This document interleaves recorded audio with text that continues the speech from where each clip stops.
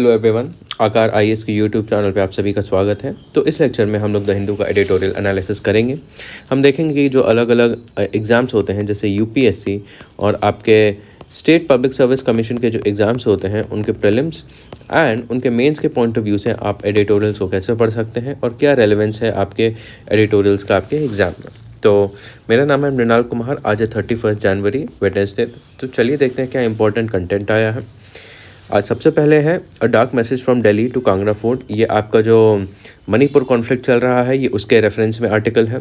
उसके बाद इकोनॉमियम तो अभी इंटरिम बजट आने वाला है एंड ये उसके बारे में आर्टिकल है। उसके बाद blood mapping of internal female migration, ये आपका इकोनॉमी में आपका एम्प्लॉयमेंट का एक अच्छा टॉपिक है एंड आपका जो ज्योग्राफी में जो माइग्रेशन वाला पार्ट होता है उसके रेफरेंस में आप इसे पढ़ेंगे। उसके बाद पाकिस्तान एंड ईरान काम आफ्टर अ स्टॉर्म, तो अभी जो रिसेंटली टेररिस्ट एक्टिविटी और अटैक्स हुए थे ईरान और पाकिस्तान के बीच में, तो अब क्या स्टेटस है उनके रिलेशंस का, तो ये आर्टिकल उनके ऊपर है। चलिए हम लोग स्टार्ट करते हैं अपना एडिटोरियल एनालिसिस। तो सबसे पहले है dark message from Delhi to Kangra fort. तो सबसे पहले अगर इसकी रेलेवेंस की बात करें तो देखिए, क्योंकि हम यहाँ पे मणिपुर कॉन्फ्लिक्ट की बात कर रहे हैं, तो सबसे पहले अगर प्रीलिम्स के पॉइंट ऑफ व्यू से देखें तो यहाँ पे बेसिकली इतना प्रीलिम्स ओरिएंटेड नहीं है। बट अगर हम नॉर्थ ईस्ट की ज्योग्राफी के पॉइंट ऑफ व्यू से अगर बात करें तो ये वाला आर्टिकल इंपॉर्टेंट हो जाता है। कोई भी कॉन्फ्लिक्ट चलती है तो वहाँ का ज्योग्राफिकल पर्सपेक्टिव अक्सर प्रीलिम्स में पूछा जाता है। एंड अगर मेंस की बात करें मेंस में ये आपका टॉपिक GS3 में आपका इंटरनल सिक्योरिटी के पॉइंट ऑफ व्यू से आ जाएगा, क्योंकि वहाँ पे भी अब थोड़ा अपराइजिंग हो रहा है। ठीक है, तो इस पॉइंट ऑफ व्यू से आप इसको पढ़ सकते हैं। तो चलिए यहाँ पे देखते हैं कि क्या हुआ है। सबसे पहले यहाँ पे ये हुआ है कि वहाँ पे जो स्टेट लेजिस्लेटिव असेंबली है वहाँ पे 38 मेटी लेजिस्लेटर जो है मणिपुर के, इन्होंने पब्लिक ओथ ली है कांगड़ा फोर्ट में। किस चीज़ के क्यों लेके कि वो लोग कुकी समुदाय के लोगों को टारगेट बनाएंगे, निशाना बनाएंगे। ठीक है, तो ये एक बहुत बड़ी चीज़ हो जाती है। This oath unlike assembly resolution explicitly blamed Kuki for recent violence and made demand like abrogating peace agreement and relocating Kuki refugees. तो वहाँ की सभा में इतना कुछ लेजिस्लेटर्स ने ये शपथ ली है कि कुकी जो कम्युनिटी है, पूरी पब्लिक के सामने शपथ ली है कि कुकी समुदाय को वो लोग और थोड़ा मार्जिनलाइज करेंगे या फिर उनको और थोड़ा टारगेट करेंगे। एंड डायरेक्टली कुकी समुदाय को ब्लेम किया है कि अभी जो रिसेंटली हिंसा हुई है वहाँ पे उसके ज़िम्मेदार कुकी समुदाय हैं। उसके अलावा जो अभी वहाँ पे पीस एग्रीमेंट चल रहा है उसको लेके बताया गया है कि वो उसको नहीं मानेंगे।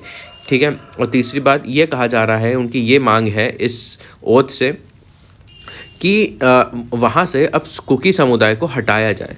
एंड ये पूरा इवेंट जो है करवा कौन रहा है? Arambai Tenggol, armed Meitei militia with a separatist agenda. तो ये एक वहाँ की आर्म्ड ग्रुप है, मेइती का आर्म्ड ग्रुप है जो कि ये सारा काम करवा रहा है। और इनका एजेंडा क्या है कि थोड़ा मेइती समाज को थोड़ा कुछ प्रिविलेजेस दिलाना और मणिपुर को बाकी जगहों से थोड़ा अलग करवाना, सेपरेटिस्ट करवाना। अब उनकी डिमांड्स जैसे हमने देखा क्या है वो हम देखते हैं और उसका क्या कॉन्सिक्वेंस हो सकता है। तो abrogation of tripartite suspension of agreement. तो अभी जो अग्रीमेंट था जो पीस एग्रीमेंट था उसको रिपील करने की बात कर रहे हैं, अब्रोगेट करने की बात कर रहे हैं कि उस एग्रीमेंट को अब नहीं फॉलो करेंगे हम। और अभी जो हमारा कॉन्फ्लिक्ट रेजोल्यूशन चल रहा था मणिपुर में वो पूरा डिसरप्ट हो सकता है। उसके बाद इनकी मांग है कि जो नेशनल रजिस्टर ऑफ सिटीज़न है 1951 का, ठीक है, इसे वहाँ पे लागू किया जाए। और इससे कहा जा रहा है कि काफ़ी सारे लोग डिसइनफ्रेंचाइज हो जाएंगे, कि काफ़ी सारे लोग अपनी सिटीजनशिप लूज़ कर जाएंगे। ठीक है, अगर ऐसा हुआ। तीसरी बात का ये बताया गया है कि उनकी मांग है construction of a border fence and replacing Assam rifle, कि वहाँ पे मणिपुर में एक बॉर्डर फेंस बनवाई जाए ताकि बाहर के लोग अब मणिपुर में ना आए। ठीक है, बाहर की कम्युनिटी के लोग मणिपुर में ना आए और वहाँ से असम राइफल को हटा दिया जाए। ठीक है, इसका कंसर्न देखिए ये है कि इससे कुकी समुदाय है उसका आइसोलेशन होने लगेगा और उनके प्रति भेदभाव होने लगेगा। और उनकी मांग ये है कि कुकी समुदाय का जो नाम है आपका शेड्यूल ट्राइब लिस्ट में, उस लिस्ट से इस समुदाय का नाम डिलीट करा जाए और उनसे जो शेड्यूल ट्राइब स्टेटस है उससे वो छीन लिया जाए, ठीक है। एंड कुकी समुदाय के लोगों को वहाँ से रिलोकेट कर दिया जाए, जो कुकी रेफ्यूजीज़ हैं। तो इससे क्या होगा कि जो बेनिफिट्स मिल रहे हैं कुकी समुदाय को वो ख़त्म हो जाएंगे, और उससे जो एथनिक क्लींजिंग है कि एक समाज के किसी भी लोगों को एक जगह से कम्प्लीटली वहाँ से साफ़ कर देना या फिर हटा देना, उसको एथनिक क्लींजिंग कहते हैं। एंड कहीं ना कहीं वहाँ पे ये होने लगेगा कि उस पूरी जगह से कुकी समाज को सिस्टमेटिकली हटाने की कोशिश करी जाएगी। अब देखिए यहाँ पे गवर्नेंस और लेजिटिमेसी का फेलियर कैसे है। Legislator prioritize Meitei interest over the constitutional duty to protect all citizen. तो यहाँ पे फेलियर ऑफ गवर्नेंस कैसे है कि जो लेजिस्लेटर होते हैं, रिप्रेजेंटेटिव होते हैं, जो स्टेट लेजिस्लेटिव असेंबली में वो इलेक्ट करके जाते हैं, उनको जो है संविधान एक ड्यूटी थमाता है, उनके ऊपर एक ड्यूटी डालता है कि वो सारे नागरिकों की एक समान सुरक्षा करें या उनके वेलफेयर का एक समान ध्यान रखें। लेकिन वहाँ के जो लेजिस्लेटर है वो अपनी संवैधानिक ड्यूटी को फॉलो ना करके सिर्फ मीती समाज के इंटरेस्ट को प्रमोट कर रहे हैं। They ignore the issue of disarmament despite wide spread armed presence, highlight the lack of control. दूसरा फेलियर यहाँ पे ये नज़र आता है कि लेजिस्लेशन का और वहाँ के एग्जीक्यूटिव का, वहाँ के एडमिनिस्ट्रेशन और वहाँ के गवर्नेंस पे कोई कंट्रोल नहीं है, कोई नियंत्रण नहीं है, क्योंकि वहाँ पे अभी भी काफ़ी ज़्यादा हिंसा हो रही है। वहाँ पे लोग हथियार लेके घूम रहे हैं, और जो डिसआर्मामेंट का इशू है कि वहाँ से सारे हथियार हटा दिए जाएं और सारे लोगों को से हथियार ले लिए जाएं, उस चीज़ पे बहुत अच्छा एफर्ट नहीं चल रहा है। तीसरी बात है participation in the Arambai Tenggol event reinforce their partisan image and potentially worsen communal tension. कि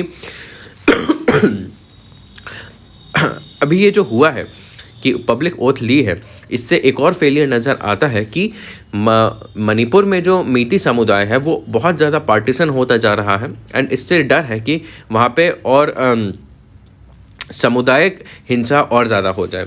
the event expose vulnerability of dissent and Arambai Tenggol's intolerance towards opposing views. तो यहाँ पे एक और फेलियर ऑफ गवर्नेंस दिख रहा है, लेजिटिमेसी दिख रहा है कि वहाँ पे डिसेंट को लेके बहुत कम इंटॉलरेंस है, और जो ये ग्रुप है ये ज़्यादा अब ऑपोजिशन नहीं बर्दाश्त कर रहा है, ठीक है। तो वहाँ पे हिंसा और ज़्यादा हो सकता है आगे चल के बढ़ जाए। अब देखिए इसका सिंबॉलिज्म क्या है। ये जो पूरा हुआ है इवेंट, ओथ दिलाई गई है मीती लेजिस्लेटर को कि कुकी समुदाय के अगेंस्ट एक्ट करें। सबसे पहली बात चूजिंग कांगला फोर्ट, कि ये जो पूरा इवेंट हुआ ये कांगला फोर्ट में हुआ, ठीक है। तो ये कहीं ना कहीं दिखाता है कि जो मीती समुदाय का जो पास्ट है या उनकी कल्चरल आइडेंटिटी है उसे और ज़्यादा स्ट्रॉन्ग बनाने की यहाँ पे कोशिश करी जा रही है, उसे असर्ट करा जा रहा है। Influence of non state actors and their ability to pressure elected representatives. यहाँ पे ये दिख रहा है कि जो नॉन स्टेट एक्टर्स हैं, कि जो बाहरी ऑर्गेनाइजेशंस हैं, जो कि सरकारी ऑर्गेनाइजेशंस नहीं है, प्राइवेट ऑर्गेनाइजेशंस हैं, इनका कितना ज़्यादा रोल बढ़ रहा है वहाँ पे, और उनका कितना दबाव बढ़ रहा है आपके इलेक्टेड रिप्रेजेंटेटिव्स पे, ठीक है। जो चुने हुए आपके रिप्रेजेंटेटिव हैं, एमएलएज हैं, उनके ऊपर तक इनका बहुत ज़्यादा प्रेशर बढ़ रहा है। concerns about Indian state's legitimacy and potential capitulation to powerful social forces। तो कहीं ये दिखा रहा है कि चिंताजनक स्टेट दिखा रहा है कि इंडिया के जो स्टेट की लेजिटिमेसी है, जो इलेक्टेड लेजिस्लेटर्स हैं वहाँ पे, उनकी बहुत ज़्यादा अब लेजिटिमेसी नहीं है। लेकिन ये ऐसे जो आर्म्ड प्राइवेट ग्रुप्स हैं जैसे अरम्बी तेंगोल हुआ, तो इनकी लेजिटिमेसी वहाँ पे ज़्यादा बढ़ रही है। तो लोगों का जो कॉन्फिडेंस है, जो लोगों का ट्रस्ट है, वो शिफ्ट हो रहा है आपके ऑफिशियल स्टेट मशीनरी से प्राइवेट नॉट प्राइवेट बट ऐसे नॉन स्टेट एक्टर्स, जो कि लोगों को ऐसा होप दिखाते हैं कि वो सल्यूशन ला सकते हैं लोगों का, लेकिन असल में वो वायलेंस प्रमोट कर रहे हैं। अब देखते हैं यहाँ पे जो अरम्बी तेंगोल ऑर्गेनाइजेशन है, नॉन स्टेट एक्टर है, इसका एजेंडा क्या है। इनका एजेंडा है कि जो हमारे उस समाज में, उस एरिया में जो पहले रेडिकल मूवमेंट हुए हैं, हिंसक मूवमेंट हुए हैं जो आपके मीती समाज ने किए हैं, ठीक है, तो उसको लेके यूथ को इन्फ्लुएंस करना, ठीक है, मोटिवेट करना कि देखो पहले भी ऐसी घटनाएं हुई हैं जहाँ पे एक समुदाय ने दूसरे समुदाय को टारगेट किया है, तो अभी भी वो ही हो रहा है, ठीक है। तो जैसे सेपरेटिस्ट मूवमेंट हुआ था आपका 1970s में पंजाब में, तो कहीं ना कहीं ये वैसा ही शेप लेता हुआ दिख रहा है। और दूसरी बात, इनका एस्पिरेशन सेपरेटिस्ट है कि इंडिया से अलग होने का इनका कहीं ना कहीं थोड़ा बहुत एजेंडा है, और इनके पास वेपनरी का भी कंट्रोल है, ठीक है। तो ये हमारे नेशनल यूनिटी और इंटेग्रिटी के लिए खतरा बन सकता है। Susceptibility to manipulation by vested interests highlight the need for state to maintain their autonomy। and जो ये ग्रुप है आराम्बी तंगोल, ये काफ़ी ज़्यादा ससेप्टेबल है कि काफ़ी ज़्यादा संभावना है कि ये बाहर इंडिया के बाहर वाले जो ऑर्गेनाइजेशंस हैं या बाहरी देश हैं उनके ओपिनियन से बहुत ज़्यादा इन्फ्लुएंस हो जाए या उनके इंटरेस्ट से ये बहुत ज़्यादा अलाइन हो जाए, तो ये इंडिया के लिए चिंता वाली बात हो सकती है। तो अब देखिए यहाँ पे बात करी है कि हम इसको कैसे रिजॉल्व कर सकते हैं ऐसी सिचुएशन को, कि सबसे पहली बात तो कि जो इंडियन स्टेट है, जो हमारा कंट्री है, उसके जो जितने भी रिप्रेजेंटेटिव्स हैं उनको अपनी कॉन्स्टिट्यूशनल ड्यूटी, जो उनकी ड्यूटी है जो संविधान ने उन्हें दी है कि सारे नागरिकों को एक समान ट्रीट करें और उनके उद्धार के लिए एक समान स्टेप्स लें और रूल ऑफ लॉ, कानूनी व्यवस्था को अपहोल्ड करें। ये सबसे पहली चीज़ तो इन्फोर्स करनी चाहिए। दूसरी बात, अलग अलग जो स्टेक होल्डर्स हैं, देखिए वहाँ पे एक प्रॉब्लम ये है कि अलग अलग स्टेक होल्डर्स हैं, जो ऑर्गेनाइजेशंस हैं, ग्रुप्स हैं, उनके बीच में एक कॉमन ग्राउंड नहीं बन पा रहा है, वो मिल के किसी एक चीज़ पे अग्री नहीं कर पा रहे हैं। तो दूसरी चीज़ ये है कि हमें एक ओपन और इंक्लूसिव डायलॉग को प्रमोट करना चाहिए कि सारे लोग एक जगह आएँ और अपने कंसर्न्स रखें और अपने कंसर्न्स के लिए सल्यूशन ढूंढें, ठीक है। ये हमें करना चाहिए ताकि लोगों के बीच में, वहाँ ग्रुप्स के बीच में भरोसा बने एंड वहाँ पे जो टेंशन्स बहुत ज़्यादा बढ़ रखी हैं वो कम हो सकें। उसके बाद empowering state through strong and impartial local police is essential to prevent the rise of non state actors. की और क्या कर सकते हैं कि पुलिस को और पावर दे सकते हैं कि वो इम्पार्शियल बने और लॉ इन्फोर्समेंट और स्ट्रिक्टली इन्फोर्स करें, ताकि ये जो नॉन स्टेट एक्टर्स हैं जैसे आराम्बी तंगोल, ये बहुत ज़्यादा इन्फ्लुएंस ना विल्ड कर सकें लोगों पर। चौथी बात बताई है, addressing underlying grievance through targeted intervention development programs can promote equity and reduce conflict. की ऐसे स्टेप्स उठाएं कि जो लोगों को सूट करें, कि लोगों की डिमांड को फुलफिल करें। हर जगह लोगों की अलग अलग डिमांड होती है, तो लोगों की क्या समस्याएं हैं, अलग अलग वहाँ पे ग्रुप्स की अलग अलग जगहों पे क्या समस्याएं हैं, उनको समझने की कोशिश करें और फिर उनके ऊपर टारगेटेड इंटरवेंशन करें। हर समुदाय के लिए एक अलग अप्रोच अपनाएं ताकि हर किसी का को एक सेंस ऑफ सेटिस्फैक्शन हो कि हाँ, उनकी समस्या का समाधान हो सकता है।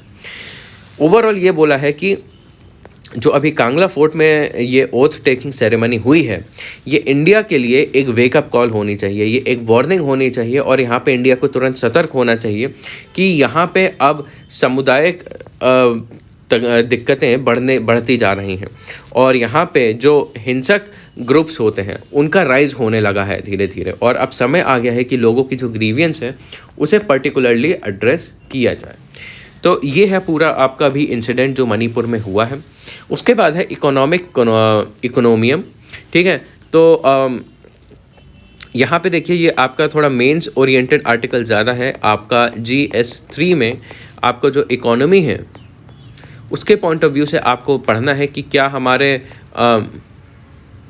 ग्रोथ ट्रेंड्स हैं, ठीक है, क्या हमारी स्ट्रेंथ्स हैं, क्या हमारी वीकनेस है इकोनॉमी में, ठीक है। एंड अभी आपका आने वाले कुछ समय में बजट आने वाला है, तो आपको ये बहुत अच्छे से स्टडी करना है, बजट एंड इकोनॉमिक सर्वे। तो इस पॉइंट ऑफ व्यू से आपको इस आर्टिकल को देखना है कि इस आर्टिकल में थोड़ा ग्रोथ से रिलेटेड कुछ नंबर्स बोले हैं। तो ग्रोथ क्या होती है, किस तरीके की ग्रोथ होती है, कैसे होती है, क्या फैक्टर्स होते हैं, कैसे रिप्रेजेंट करते हैं, उसको कैलकुलेट करने के क्या क्या अलग अलग तरीके होते हैं। तो ये चीज़ें आपको जानने की ज़रूरत है। तो यहाँ पे इकोनॉमिक ग्रोथ की प्रोजेक्शन करी गई है। यहाँ पे ये बताया है 2024 की इस साल में इस साल के बजट सेशन के बाद जब हम 2024 से 25 में जाएंगे तो यहाँ पे ऐसी उम्मीद करी जा रही है कि इंडिया की जो ग्रोथ है 7% पे रहेगी और 2030 तक ये 7% के ऊपर भी जा सकती है। तो ये एक बहुत अच्छा इंडिकेशन है।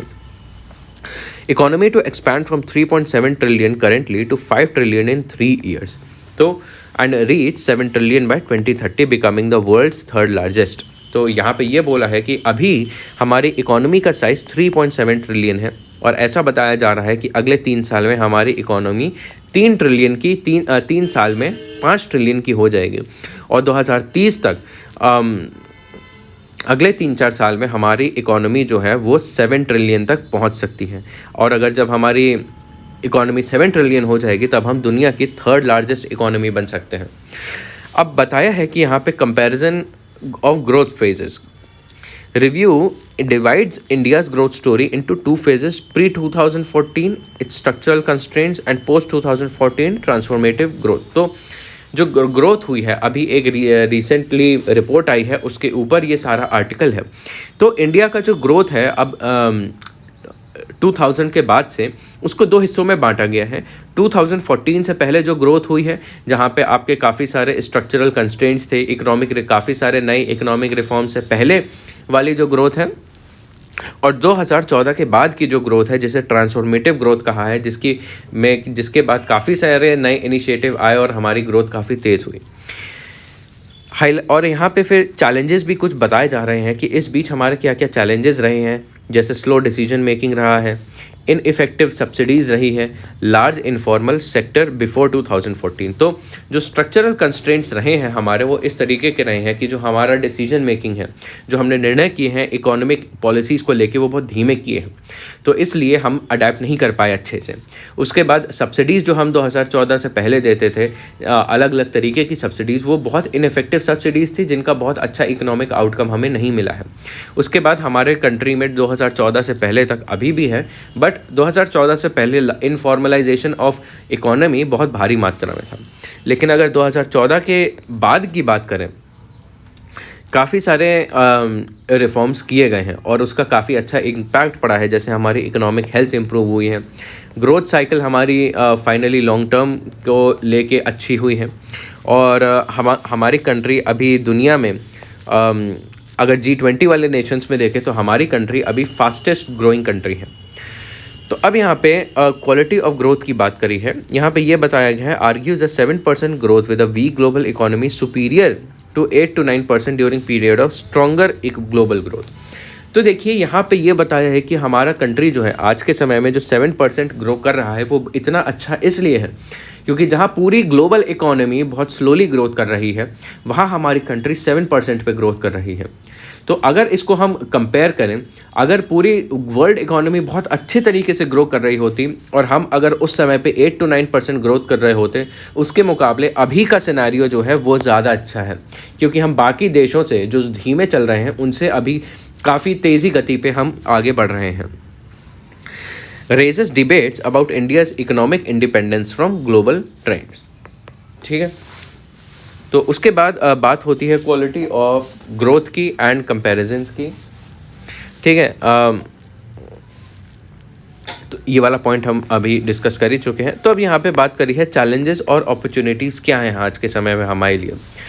यहाँ पे बताया है, emphasizes the need to convert the improved balance sheet situation into a broader private investment revival। तो यहाँ पे ये बताया गया है कि हमारे पास चैलेंज ये है कि हम अपना जो एसेट लाइबिलिटीज़ है, हमारा डेट और हमारा सरप्लस है, डेफिसिट है, उसको हम इस तरीके से एडजस्ट करें कि हमारे कंट्री में प्राइवेट इन्वेस्टमेंट को हमें और बढ़ाना है।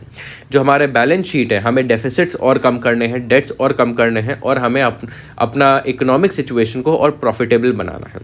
ठीक है, ये एक बड़ा चैलेंज है। Call for a broad based consumption rebound instead of a K shaped recovery. तो कोविड के बाद हमारी के शेप रिकवरी हुई थी, जहाँ पे कुछ सेक्टर जो है काफ़ी तेज़ी से ग्रो कर रहे थे, लेकिन कुछ सेक्टर जो है बहुत अच्छी से ग्रो नहीं कर रहे थे, वो स्लोली ग्रो कर रहे थे। तो एक टाइप से यहाँ पे डाइवर्जेंस था, एक टाइप से यहाँ पे डिवाइड था काफ़ी सारे इकोनॉमिक सेक्टर्स के बीच में। तो अब हम ऐसा चाहते हैं कि हमारे कंट्री में ऐसा डाइवर्जेंस और डिवाइड ना रहे, सारे के सारे सेक्टर हमारा एक समान एक अच्छी ग्रोथ ट्रैजेक्टरी से चले। कि हमें एक ब्रॉड बेस्ड कंजम्पशन रिबाउंड चाहिए कि सारे सेक्टर्स में इक्वल लेवल पे एक अच्छा लेवल ऑफ कंजम्पशन हो।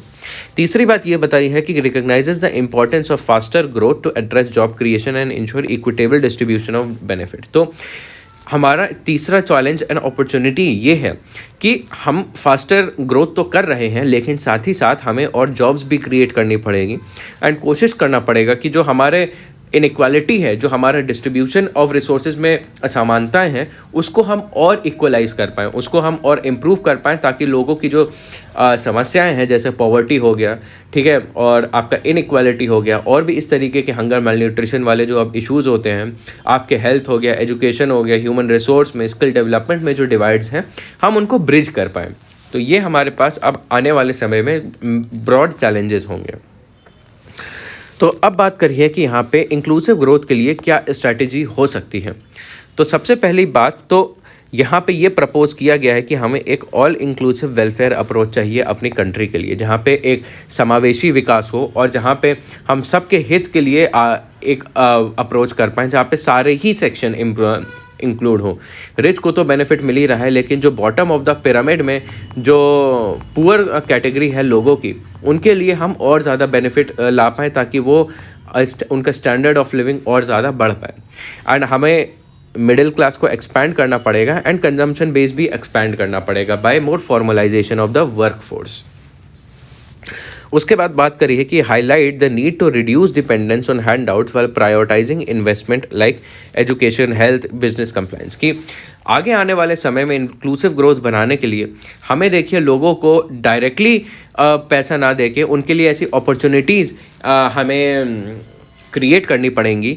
वो कैसे क्रिएट कर सकते हैं? और ज़्यादा इन्वेस्टमेंट के माध्यम से। और इन्वेस्टमेंट भी आपके जो अलग अलग सोशल सेक्टर्स होते हैं, जैसे एजुकेशन हो गया, हेल्थ हो गया, ह्यूमन रिसोर्स हो गया, इसमें अगर इन्वेस्टमेंट होगा तो लोगों की खुद की कैपेसिटी बढ़ेगी, लोगों का अवेयरनेस बढ़ेगा एंड लोग और ज़्यादा प्रोडक्टिव हो सकेंगे, तो जिससे इंक्लूसिव ग्रोथ हो सके। उसके बाद urges reforms at sub national level to accelerate growth. तो अभी जो रिफॉर्म्स आ रहे हैं वो नेशनल लेवल पे तो आ ही रहे हैं, ठीक है। अभी जो रिफॉर्म्स है केंद्र सरकार ला ही रही है, लेकिन अब हमें और डिसेंट्रलाइज्ड इकोनॉमिक रिफॉर्म्स चाहिए होंगे स्टेट लेवल पे, डिस्ट्रिक्ट लेवल पे, ब्लॉक लेवल पे और विलेज लेवल पे, ठीक है, ताकि इससे हमारी जो बेस है ग्रोथ का वो और ज़्यादा स्ट्रॉन्ग बन पाए और ज़्यादा रोबस्ट बन पाए। अब यहाँ पे पॉलिसी कंसर्न्स और रिकमेंडेशंस क्या है, देखिए कि हमें अब एक्नॉलेज करना पड़ेगा कि जीएसटी इम्प्लीमेंटेशन में कुछ ना कुछ इश्यूज़ हमारे रहे हैं, ठीक है। काफ़ी सारे इश्यूज़ हैं जिनको अब एड्रेस करना पड़ेगा, जैसे स्लैब्स का रैशनलाइजेशन, मिनिमाइज करना और मल्टीपल टैक्स रेट्स को उसको और ईजी बनाना, कॉम्प्लिकेशंस और कम करना, ठीक है, और अच्छा सा जीएसटी बेस को वाइडन करना, ठीक है। तो इसके लिए हमें और करेक्शंस करने की ज़रूरत है। उसके बाद cautions against using blunt policy tools like import licence, price control that contradicts the narrative of open market and predictable policy. तो हम काफ़ी सारे ऐसी पॉलिसीज़ को यूज़ करते हैं जिससे हम डायरेक्टली इंपोर्ट को कम कर सकें, जैसे इंपोर्ट लाइसेंसिंग कर देते हैं, टैरिफ या नॉन टैरिफ बैरियर्स हम रेज कर देते हैं जिससे हम इंपोर्ट्स को कम कर सकें और अपनी कंट्री में एक्सपोर्ट प्रमोशन कर सकें, आत्मनिर्भरता बना सकें। लेकिन कहीं ना कहीं ये वाली जो पॉलिसी है ये पूरी दुनिया को दिखाती है कि इंडिया में अब इंपोर्ट करना आसान नहीं है, या India is not a good country to import, ठीक है, टू एक्सपोर्ट, ठीक है। साथ ही साथ हमारी सरकार जो है वो बीच बीच में प्राइस कंट्रोल स्ट्रैटेजीज़ ले आती हैं जिससे एक अच्छा मार्केट सिग्नल नहीं जा पाता है, ठीक है। अपने हिसाब से प्राइस कंट्रोल करते हैं, बैन कर देते हैं अलग अलग कमोडिटीज़ को, या उनके प्राइसेस को आर्बिट्रेरली कम कर देते हैं, जिससे जो अलग अलग मार्केट के स्टेक होल्डर्स हैं जैसे प्रोड्यूसर्स हो गए, तो प्रोड्यूसर्स को काफ़ी नुकसान पहुँचता है इसकी वजह से। तो पॉलिसीज़ को हमें और प्रेडिक्टेबल बनाना है और हमें और मार्केट को ओपन करना है। तो ये सारी चीज़ें इस आर्टिकल में बताई हैं।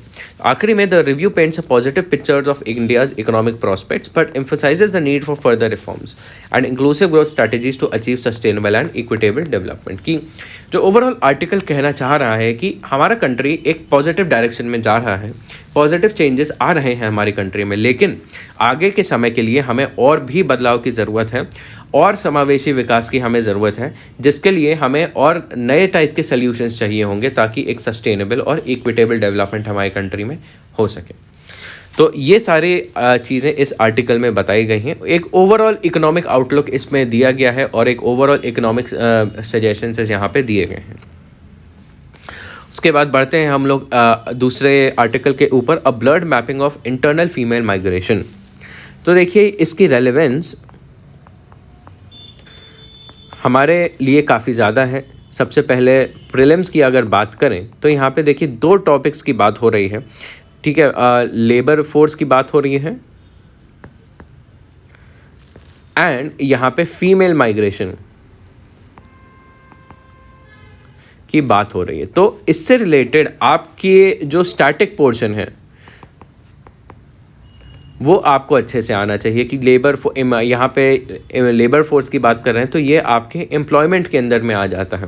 तो आपको एम्प्लॉयमेंट से रिलेटेड जानकारी देखनी चाहिए, कितने टाइप के एम्प्लॉयमेंट होते हैं, कितने टाइप के अनएम्प्लॉयमेंट होते हैं, ठीक है। कैसे मेज़र किया जाता है एम्प्लॉयमेंट हमारी कंट्री में, कौन सी एजेंसीज़ होती हैं जो मेज़र करती हैं, क्या क्या फैक्टर्स होते हैं एम्प्लॉयमेंट के, ठीक है, क्या क्या अलग अलग स्टैटिस्टिक्स होते हैं एंड इनके जो अलग अलग ट्रेंड्स होते हैं। इसके अलावा जैसे ज्योग्राफी के पॉइंट ऑफ व्यू से हमारी कंट्री में कितने टाइप का माइग्रेशन होता है, क्या पुश फैक्टर्स होते हैं, क्या पुल फैक्टर्स होते हैं, क्या कॉन्सिक्वेंस होता है माइग्रेशन का और क्या ट्रेंड्स हैं, इसके अलावा ये जानने की आपको ज़रूरत है। एंड अगर मेंस के पॉइंट ऑफ व्यू से देखें तो ये आपका दोनों GS1 में आ जाएगा आपका, क्योंकि यहाँ पे आप ज्योग्राफी के पॉइंट ऑफ व्यू से आप माइग्रेशन, ज्योग्राफी एंड सोसाइटी के टर्म पॉइंट ऑफ व्यू से माइग्रेशन पढ़ते हैं, ठीक है। एंड ये आपका GS3 में भी आ जाएगा माइग्रेशन, क्योंकि यहाँ पे आपका female employment and labour force की यहाँ पे बात होती है। तो इससे रिलेटेड क्या क्या इश्यूज़ हैं, अलग अलग टाइप के इश्यूज़ हैं, क्या ट्रेंड्स हैं इनके, क्या चीज़ें न्यूज़ में चल रही हैं, क्या इश्यूज़ हैं और क्या सल्यूशंस हैं एंड क्या अलग अलग वे फॉरवर्ड हो सकता है। तो ये सारी चीज़ें आपको जानने की ज़रूरत है। तो चलिए देखते हैं यहाँ पे क्या बात हो रही है। तो सबसे पहली बात बताई है यहाँ पे कि जो इंटरनल, देखिए माइग्रेशन जो है 2 तरीके की होती हैं, ठीक है, internal migration and external migration, ठीक है। अगर हम इंडिया की बात करें तो इंडिया में इंटरनल और एक्सटर्नल माइग्रेशन की बात जो होती है वो होती है, इंटरनल माइग्रेशन जो होता है आपका विद इन द कंट्री, ठीक है। एक कंट्री के अंदर जो माइग्रेशन होता है वो आपका इंटर स्टेट होता है या फिर इंट्रा स्टेट होता है, अलग अलग राज्यों के बीच या एक ही राज्य के बीच में, अलग अलग डिस्ट्रिक्ट्स के बीच में माइग्रेशन। और जो एक्सटर्नल माइग्रेशन होता है ये इन एंड आउटसाइड इंडिया, ठीक है। ये 2 तरीके के आपके माइग्रेशन होते हैं। तो यहाँ पे बात करी है आपकी इंटरनल माइग्रेशन की। तो इंटरनल माइग्रेशन आपका एक बहुत इंपॉर्टेंट फिजिकल और सोशल ट्रांजैक्शन है। आपकी डेमोग्राफी पे और आपकी इकोनॉमी पे, आपकी सोसाइटी पे, पॉलिटिक्स पे माइग्रेशन जो है बहुत बड़ा रोल प्ले करता है। और इससे रिलेटेड हमें डेटा कहाँ से मिलता है? पीरियोडिक लेबर फोर्स सर्वे होता है। ये आपका एम्प्लॉयमेंट और अनएम्प्लॉयमेंट इंडिकेटर्स के ऊपर आपका डेटा कलेक्ट करता है, उनको एनालाइज करता है, ठीक है। और has estimated it to be 27% from June 20 to 2021. Normative literature usually documents internal migration as a male dominative narrative. तो यहाँ पे बात करी है कि हमारे कंट्री में जो माइग्रेशन जनरली होती है वो इंटरनल माइग्रेशन काफ़ी ज़्यादा 27% तक होती है आपकी इस बीच में। और ज़्यादातर जो लिटरेचर है वो ये कहता है कि जो इंटरनल माइग्रेशन है हमारी कंट्री में ये ज़्यादातर पुरुष ज़्यादा करते हैं, ठीक है। मेल जो है वो ज़्यादा एक राज्य से दूसरे राज्य में या फिर इंटरनली माइग्रेट करते हैं। लेकिन यहाँ पे अगर वुमेन की बात करें, specially of the working age, जैसे 50 to 59 ईयर्स के वुमेन की बात करें, तो इनका माइग्रेशन में हिस्सा ज़्यादा बड़ा होता है, लेकिन इनसे रिलेटेड बात जो है कम होती है। तो यहाँ पे इस इशू को एड्रेस किया जा रहा है। This is a concern given India's falling female labor force participation rate also raises question of whether women face unemployment barrier due to post-migration conditions. तो हमारी कंट्री में जो female labour force participation rate है, जो female employment है, females का देखा गया है कि लेबर में कम पार्टिसिपेट कर रही हैं। तो इसको एग्जामिन करने की कोशिश करा है और ये पूछने की कोशिश करी है कि जो महिलाओं को एम्प्लॉयमेंट बैरियर्स होते हैं, काम करने में जो दिक्कतें होती हैं, क्या वो माइग्रेशन से जुड़ी होती हैं? क्या उनका एक बड़ा कारण माइग्रेशन होता है? ठीक है, तो इसके बारे में बात करी है। तो अब यहाँ पे नेशनल सर्वे की बात करी है। पीरियोडिक लेबर फोर्स सर्वे जो होता है ये नेशनल लेवल पे कंडक्ट होता है। इसमें क्या क्या इश्यूज़ आते हैं जिससे हमें एक अच्छी पिक्चर नहीं मिल पाती है, एक इसके डेटा में क्या क्या इश्यूज़ होते हैं जिससे हमें एक ओवरऑल सिनेरियो अपनी कंट्री का, स्टेटस अपनी कंट्री का नहीं मिल पाता है। तो यहाँ पे देखिए फीमेल माइग्रेंट, इस वाले डेटा में फीमेल माइग्रेंट्स की जो पोजीशन है, ठीक है, इंफॉर्मेशन है, वो कलेक्ट तो होती है लेकिन इससे हम एक अच्छी पिक्चर नहीं बना पाते। ठीक है, क्योंकि एक अगर एग्जाम्पल के तौर पे माने तो यहाँ पे जो सर्वे है ये महिलाओं से सिर्फ यही पूछता है कि उनका प्राइमरी रीज़न, सबसे पहला रीज़न माइग्रेशन का क्या है। अगर इस डेटा के हिसाब से देखें तो माइग्रेशन, हमारे कंट्री में महिलाएं जो हैं इंटरनली माइग्रेट सबसे ज़्यादा क्यों करती हैं, तो उसके डेटा के हिसाब से देखें तो 81 लगभग 80% महिलाएं एक जगह से दूसरी जगह पे हमारे कंट्री में शादी और विवाह के रीज़न की वजह से माइग्रेट करती हैं। ठीक है, दूसरा रीज़न उनमें से 10% महिलाएं जो हैं आपकी माइग्रेशन ऑफ फैमिली मेम्बर्स, क्योंकि बाकी परिवार के सदस्य जा रहे हैं तो साथ में वो भी चली जाती हैं। उनमें से सिर्फ 2.42% हैं जो कि आपकी एम्प्लॉयमेंट की वजह से माइग्रेट करती हैं और सिर्फ 0.5 या 48% जो है आपकी एजुकेशनल पर्पस के लिए, एजुकेशनल अपॉर्चुनिटी के लिए माइग्रेट करती हैं। तो ये ओवरऑल आपका प्राइमरी सिनेरियो है। लेकिन इन रीजंस के अलावा भी काफ़ी सारे ऐसे रीजंस हैं जिसकी वजह से महिलाएं माइग्रेट करती हैं। सेकेंडरी रीजंस है, मोटिवेशन है, जिसके बारे में ये सर्वे नहीं पूछता है। क्या क्या वो रीजंस है? जैसे क्लाइमेट चेंज हो गया, कोई डिज़ास्टर हो गया क्लाइमेट की वजह से, कहीं पे सूखा आ गया या कहीं पे बाढ़ आ गई क्लाइमेट की वजह से, इन रीजंस को नहीं कैप्चर किया जाता। फूड इनसिक्योरिटी हो गया, जैसे फेमाइन पड़ गया, ड्राउट पड़ गया, ठीक है, तो ये एक बहुत इंपॉर्टेंट रीजंस होते हैं जिसकी वजह से महिलाएं जो हैं एक दूसरे से एक जगह से हट के दूसरी जगह चली जाती हैं, ये कैप्चर नहीं हो पाते।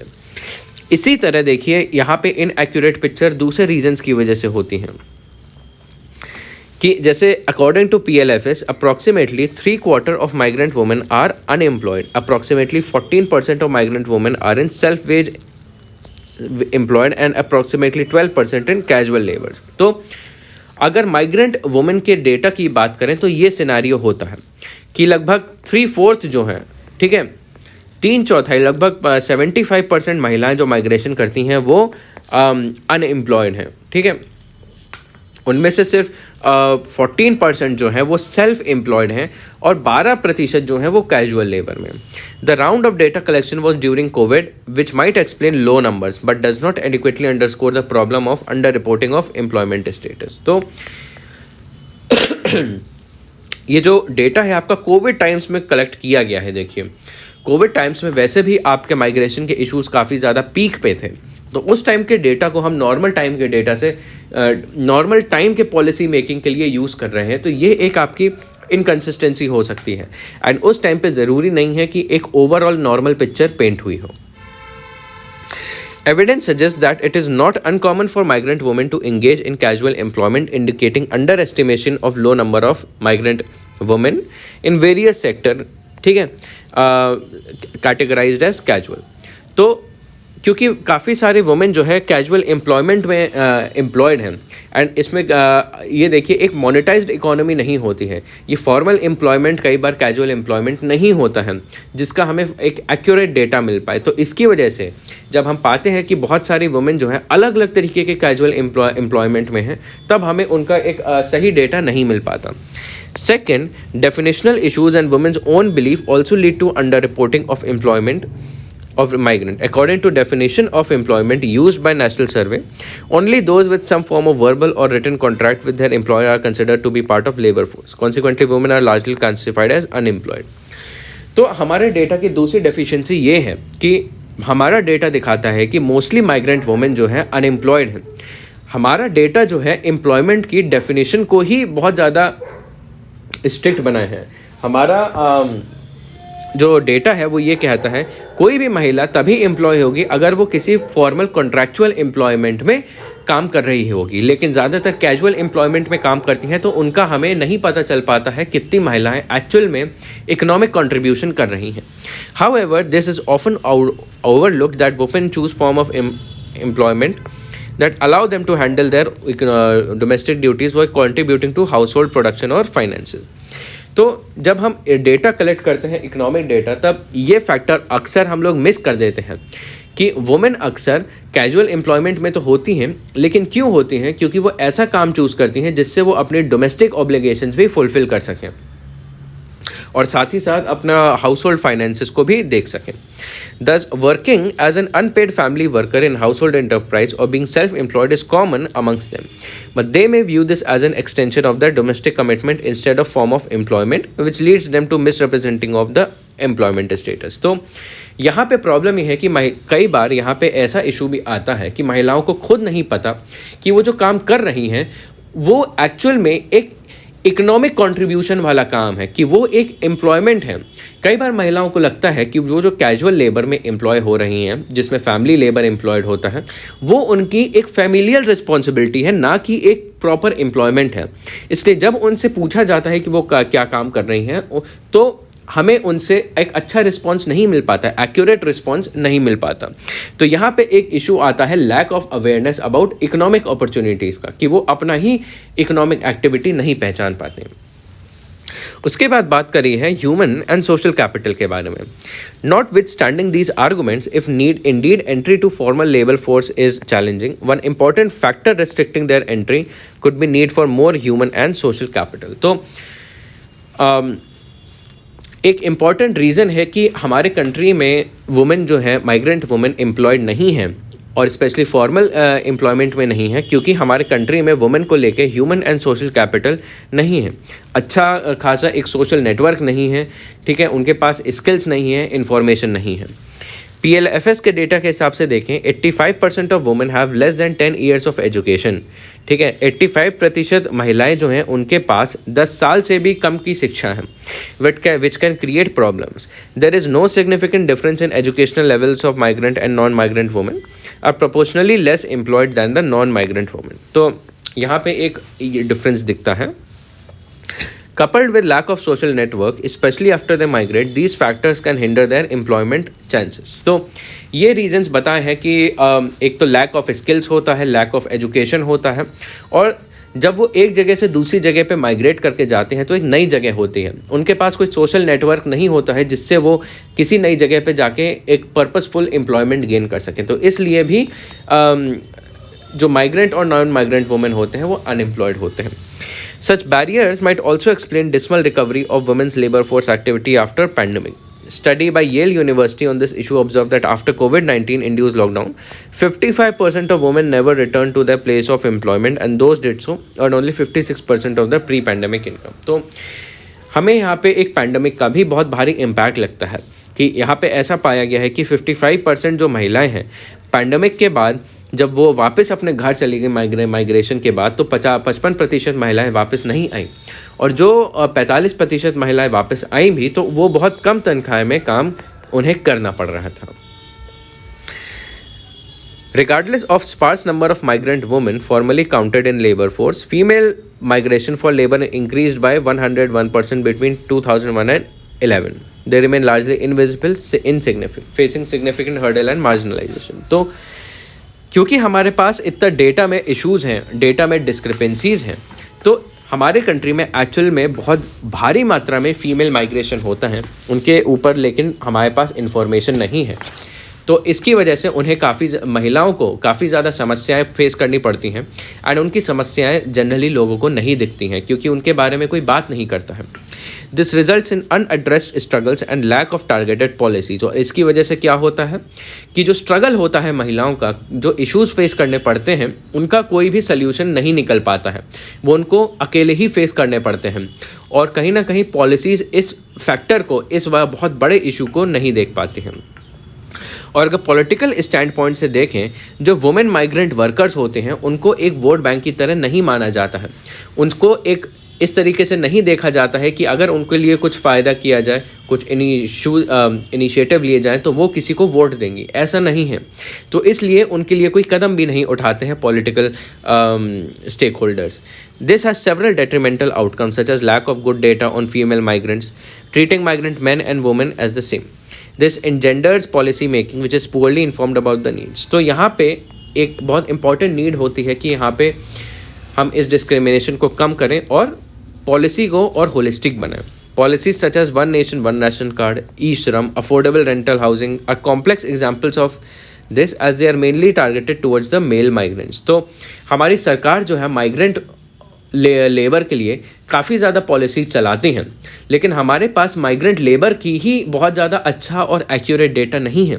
जैसे स्कीम हो गई one nation one ration card, e Shram portal, affordable rental housing, ये आपके माइग्रेंट वर्कर्स को टारगेट करने के लिए स्कीम है, लेकिन यहाँ पे हमारे पास वुमेन माइग्रेंट लेबर का डेटा नहीं है.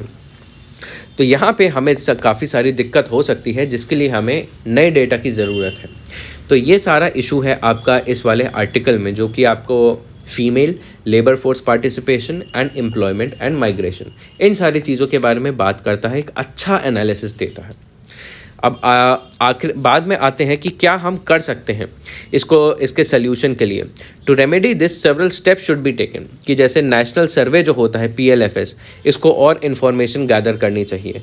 ठीक है, कि जैसे indicates that minute percentage have access to social, there is no data for rest of the populace. तो जैसे कितने महिलाओं को माइग्रेंट लेबरर्स को सोशल बेनिफिट मिल रहा है, इसके बारे में डेटा इकट्ठा कर सकते हैं. इसके बाद हमारे कंट्री में टाइम यूज़ डेटा बहुत कम है, कि एम्प्लॉयमेंट जो है वो कितने समय के लिए जनरेट हो रहा है, कौन कितने समय के लिए एम्प्लॉयड हो रहा है, साल भर के लिए, मंथली या फिर वीकली, ठीक है, या फिर डेली. ठीक है, ऐसा हमारे पास डेटा होना चाहिए इसके ऊपर. ठीक है, और उसके अलावा on broad scale a change in narrative is required starting with increase collection of female specific data. और हमें ऐसे डेटा की ज़रूरत है जहाँ पे पर्टिकुलरली फीमेल के बारे में हमें इंफॉर्मेशन मिले. उसके बाद है आपका पाकिस्तान एंड ईरान काम आफ्टर द स्टॉर्म. तो ये आपका थोड़ा बहुत नॉट डायरेक्टली ये आपके डायरेक्टली एग्जाम से रिलेटेड तो नहीं है, बट आपके इंफॉर्मेशन के लिए यूज़फुल हो सकता है, क्योंकि यहाँ पे इंडिया के नेबरहुड में यहाँ पे बात हो रही है किसके बारे में, पाकिस्तान के बारे में. एंड यहाँ पे जो भी अक्सर इंटरनेशनल एक्टिविटी होती है वो हमारे लिए इम्पॉर्टेंट होती है. तो आपकी अवेयरनेस के लिए और आपके जियोपॉलिटिकल नॉलेज के पॉइंट ऑफ व्यू से ये वाला टॉपिक इम्पॉर्टेंट पड़ जाता है. एंड कहीं ना कहीं आप इसको GS2 के इंटरनेशनल रिलेशन से, India and it's neighbourhood relation से कनेक्ट कर सकते हैं. तो यहाँ पे चलिए देखते हैं कि क्या हो रहा है. तो अभी रिसेंटली हुआ क्या था, देखिए, ईरान जो है पाकिस्तान का पड़ोसी देश है.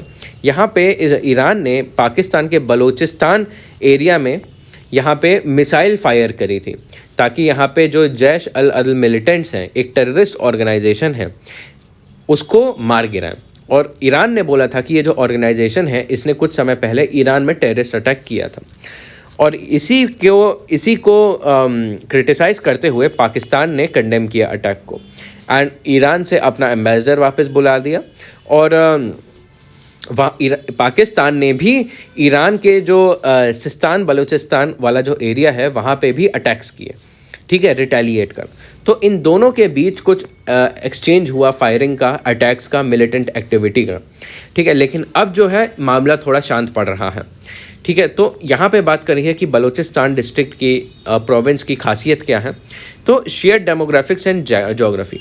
तो जो बलोच माइनॉरिटी है, ठीक है, जो बलोची लोग हैं, ठीक है, ये एक रीजन है जो पाकिस्तान और ईरान में बटा हुआ है. तो कुछ बलोच माइनॉरिटी के लोग जो हैं पाकिस्तान में रहते हैं, और कुछ बलोच माइनॉरिटी के लोग जो है ईरान में रहते हैं. पाकिस्तान में सुन्नी पॉपुलेशन रहती है, ईरान में शिया पॉपुलेशन रहती है. और यहाँ पे इस एरिया में आपके दो इम्पॉर्टेंट पोर्ट हैं, जैसे ग्वादर पोर्ट है और चाबहार पोर्ट है. ग्वादर पोर्ट जो है आपका चाइना पाकिस्तान इकोनॉमिक कॉरिडोर का हिस्सा है, BRI का हिस्सा है. और जो चाबहार पोर्ट है ये क्या कहते हैं आपका इंडिया के साथ है. ठीक है, लॉन्ग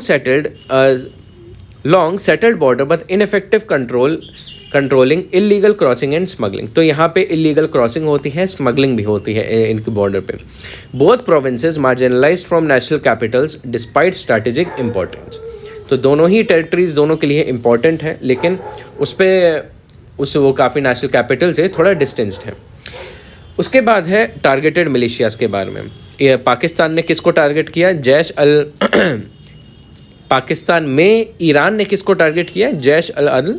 ये एक सुन्नी ग्रुप है जो कि जुंदलाह का रेमिनेंट है। उसके बाद अगर ईरान को देखें तो पाकिस्तान ने बलोच लिबरेशन आर्मी और फ्रंट को टारगेट किया। अब जो है मामला थोड़ा ठंडा पड़ रहा है। तो क्या रीज़न्स है? असल में ये आर्टिकल इन रीज़न्स के बारे में ज़्यादा बात करता है कि इतने कॉन्फ्लिक्ट के बाद अब मामला क्यों ठंडा पड़ रहा है। क्योंकि यहाँ पे चाइना का प्रेशर पड़ा है दोनों नेशंस पे कि दोनों नेशन ना लड़ें, ठीक है। Recognition of unfeasibility of sustain escalations given regional security. तो दोनों कंट्रीज़ ने माना कि यहाँ पे जो अपोज कर रहे हैं एक दूसरे को, ठीक है, जो मिलिटेंट ऑपरेशन कर रहे हैं, ये बहुत समय तक ये नहीं कंटिन्यू कर सकते और यहाँ पे इन दोनों की रिस्पॉन्सिबिलिटी बनती है इस एरिया में सिक्योरिटी बनाए रखने की। तो यहाँ पे एक शेयर्ड कंसर्न हो गया। Both countries emphasizing dialogue and cooperation. तो दोनों कंट्रीज़ ने बाद में माना कि ये जो मैटर है ये हम बात करके भी सुलझा सकते हैं। Limited objective of the attack and careful statement to avoid further escalation. की जो अटैक्स कर भी रहे थे इनका बहुत लिमिटेड स्कोप था एंड दोनों देश चाहते हैं कि और ये आगे ना बढ़े। उसके बाद पास्ट एफर्ट टुवर्ड्स रिप्रोचमेंट। और इससे पहले भी इश्यूज़ हुए हैं, लेकिन दोनों ने थोड़ा कोशिश करी है कि पास्ट में भी कि मैटर्स सुलझा सकें। तो आगे के क्या चैलेंजेस हैं कि जैसे आगे का यहाँ पे आर्टिकल में चैलेंज बताया है कि जैसे दोनों कंट्रीज़ के बीच में हिस्टोरिकल टेंशन्स भी हैं, जैसे 1979 ईरानियन रेवोल्यूशन और कोल्ड वॉर अलायंसेस हो गई कि जैसे चाइना पाकिस्तान जो है थोड़ा यूएस की तरफ था, ईरान जो है आपका दूसरी कंट्री की तरफ, ठीक है। और जैसे जियोपॉलिटिकल राइवलरी हो गई उनसे रिलेटेड, जैसे सऊदी अरेबिया हो गया, डिफरिंग अप्रोचेस टू अफगानिस्तान हो गया एंड तालिबान हो गया। दोनों कंट्रीज़ में डिफरेंसेस हैं, ठीक है। दोनों कंट्रीज़ के इकोनॉमिक टाइज अच्छे नहीं हैं और दोनों कंट्रीज़ के बीच में डिस्प्यूट्स भी हैं, जैसे ईरान पाकिस्तान पाइपलाइन। तो ओवरऑल बोल रहा है कि despite initial escalation prioritize immediate de escalation. कि दोनों कंट्रीज़ के बीच में इश्यूज़ हुए, लेकिन दोनों कंट्रीज़ ने प्रेफर किया कि इस मैटर को बहुत ज़्यादा आगे नहीं ले जाना चाहिए, इसको ख़त्म कर लेना चाहिए पहले ही, वरना आगे चल के और समस्या हो सकती है। तो यहाँ पे दिखाता है कि मैटर्स चल रहे हैं डी एस्केलेशन के, लेकिन उसमें भी काफ़ी सारे चैलेंजेस आगे चल के हो सकते हैं। तो ये बस एक छोटा सा आपका एक मेंशन था इस आर्टिकल का कि आसपास क्या चल रहा है। तो आई होप आपको ये लेक्चर यूज़फुल लगा हो। अगर आपको कोई भी इशू या डाउट हो तो आप कमेंट बॉक्स में पूछ सकते हैं। Till then see you in the next editorial. Thank you.